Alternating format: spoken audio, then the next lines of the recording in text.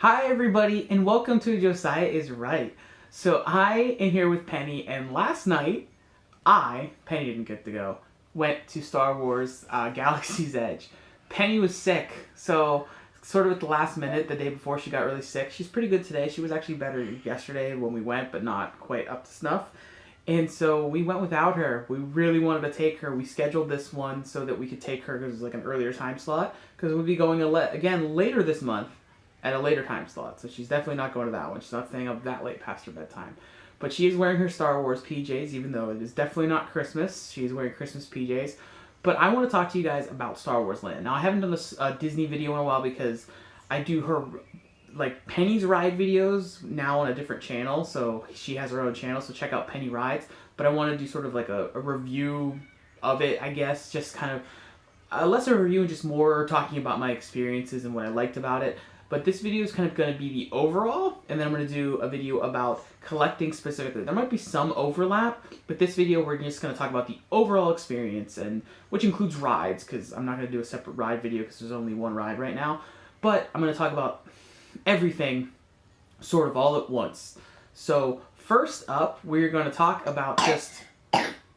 That's the sickness coming in. But first up, we're going to talk about just the entrance experience. So what it's like when you walk in. What's it like when you walk into the park, Penny? What's it like? There you go. So we'll just take a look at some clips I took of that, and I'll walk you guys through walking in. So first thing, we got our wristbands over at the Star Wars launch bay in Tomorrowland, and you check in there, they scan them there, they check your IDs, all that thing, and then we actually went over to the Critter Country entrance, which is by the Hungry Bear restaurant. So they send you to different entrances, so it's not everyone in one entrance. There's 3 different entrances. And as you can see here, it's just kind of a shuffle of people. Once you then check in again there, you kind of raise your wristband again and again and again. And then once you're in, though, you don't worry about your wristband. It's kind of funny. You forget it, and it's just kind of there, and maybe it'll come up later, but not until the exit time. So it was really about 5 minutes or so of shuffling forward what you see here to enter, and I mean, it went pretty quickly. It was warm, and we were in the sun for that bit, but it wasn't so bad. So we probably got to the park at about 4:30, got everything checked in. I think we got to, like, parking at the park at 4:30. So by the time we got to it, we were a few minutes before 5, probably 10 to 5 was when we lined up to get in. So, and then once you let it in, that's the only time it's kind of busy, is that overlap time. And here's the rest of us shuffling through the Resistance Forest. You can see everybody with the wristbands up. Chewbacca was there to greet us, which was awesome. It got a cheer from the crowd. And then you come up on the outpost itself. It's just amazing. It's really... Judy and I were both just stunned, like, coming up that way. And that's not even the best sort of... drama-wise, it's not the best way to enter the park, but it was still spectacular. You come up here, which you can see the market, and the market itself, it's just really cool. And I'll talk about shopping in a bit, but you get so many rich details. There's just so much to look at. You have to look up everywhere here, and you'll see so many cool things. So that's kind of walking in. The next is kind of the shopping experience, and this is the part that's going to kind of overlap with my collecting video I'm going to do about this. So just got a couple of things, but the shopping experience is really unique, and that's, I think, part of what makes it special. And it's also kind of the dining, so I'll kind of combine the shopping and dining, how it makes you feel like you're there. I mean, you really feel like you're somewhere else.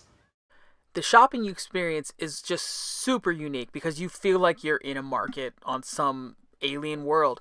And you can see here the toys are also very different. Those plushes looked very handmade, and again, you just have to look up because there's so much detail. Like, everyone who's crafting everything you see, the aliens are all sort of there, but you don't interact with them. You interact with the humans that work for them. Those are toys I wish I could buy. Those ones up there. The toys look like something you would buy handmade by some alien creature. The quality is really good because it's not like this cheap plasticky stuff. Now, it's not all wood, but the droids are obviously plastic that you buy, and some of the plush things, but they're higher quality. Like the plush, they interact, they talk. And you can see here more of the creatures that make the things that you buy or handle the, it's just so cool. And then there's all these details up there, so just look and take some of that in. There's IGA-88. You'll see here in a bit my favorite thing probably in all of the park, All of Disneyland right there. The Wampa, my favorite creature from Star Wars. I wish they had a full-size Tauntaun, just a Tauntaun head. But again, when you look up, you see all these details. It's just beautiful. It's just exquisite. And then you look down, and there's the stuff you can buy. All these awesome creatures that do something. And here we're getting into the food. So this is Ronto roast. And there's our big Ronto roasting on a spit. And you go, and it's basically a pork sausage sort of pita thing. And it's quite delicious. We actually joked with a cast member. There's our... or a droid in this case that makes it. We joked with a cast member, and he was like, I don't know what pita bread is. We don't have that on this planet. He was very much in character. He was one of the photo pass, like, line guide people over by one of the ships, but he was just so into it. It made it so fun.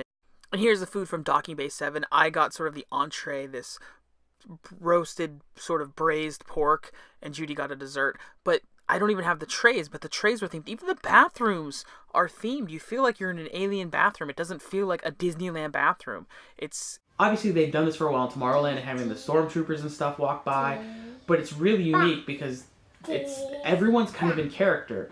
The people that work there, like at Disneyland, you're as a cast member, you're always kind of in character, but it's much more pronounced here. She just dropped a robot's face, by the way. Which is fitting, the Droid Depot. But that's part of the collecting video. Or shopping. But the characters, when you walk through, there's the ships and there's characters and Chewbacca. I had a Chewbacca moment that was amazing. I was talking about Penny to Chewbacca when she wasn't there. And it was really cool and really sweet, and it was amazing moments. That's tiredness from being sick. It was just such a cool thing to happen with Chewbacca. And I'll show you some clips of Chewbacca walking around. He just wandering a certain part of the park, as does Kylo Ren and some stormtroopers and maybe other characters that I am not yet aware of. And I quickly want to talk about that right there. The Millennium Falcon, the most impressive thing I've ever seen in an amusement park. I want to get into the ride a little bit, not in too much detail, because I'd like to do like a full-on ride video about it later.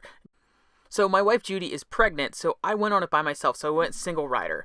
And single rider, when I initially went, there was a little bit of a line, but really, I went twice later on, and you can just get right on it. And the first time I went on, the video you're going to see in a second, I was so excited. I was actually a pilot. So I got the pilot, the Millennium Falcon. The other 2 times, I was an engineer. The other option would have been to be a gunner. But you can see here, once you walk in, you feel like you're on the Falcon. It kind of feels scaled up a little bit to make it bigger to fit everybody. And then but it creates that ambiance that when you walk in, the doors slide open, and it feels so real. It feels like you're really on this ship. It just feels too big because of all the tunnels, but it has to because of the capacity of the ride, and you have all these different offshoots where, there's different ways you can go down to different little cockpits, but it makes it seem as if there's only one way to ride.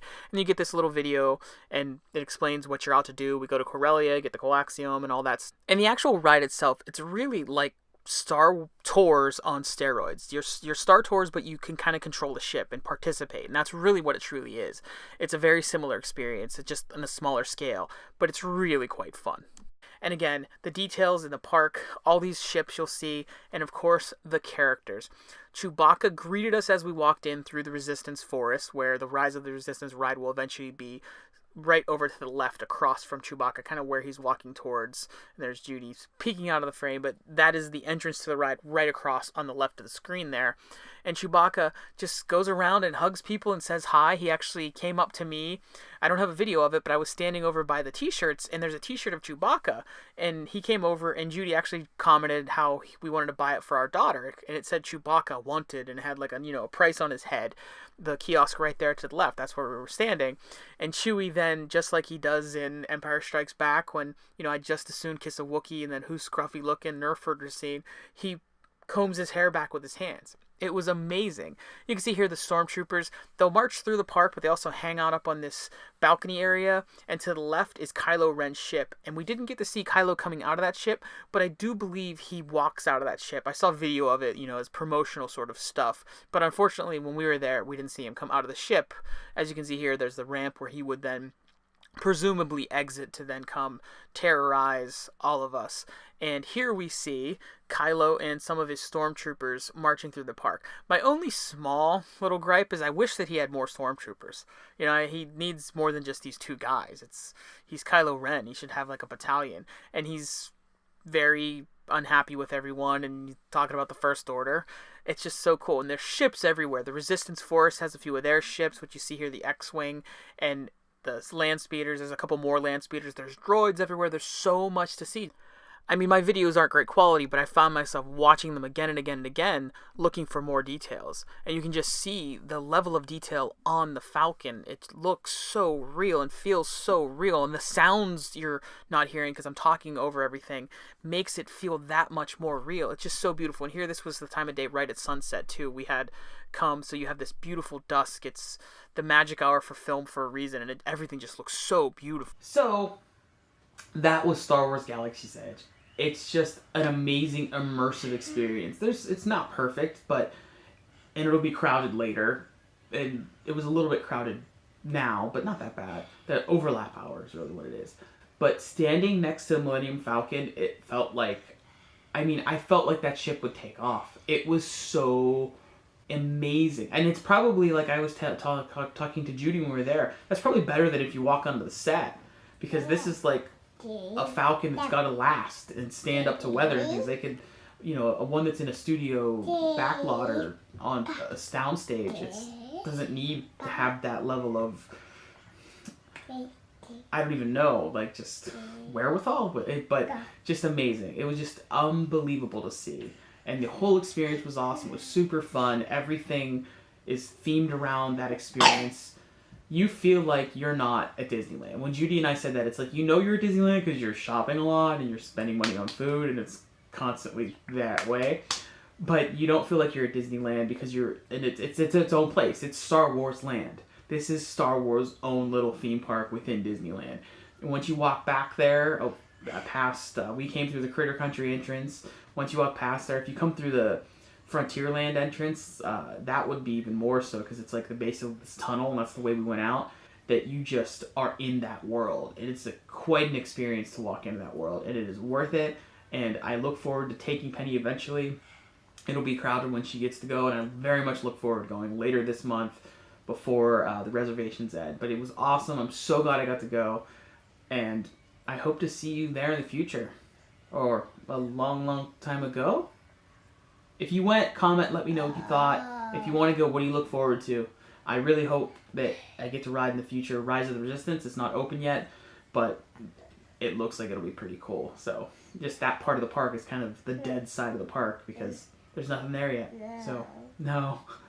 Thank you guys for watching. Bye. Say bye. Nice.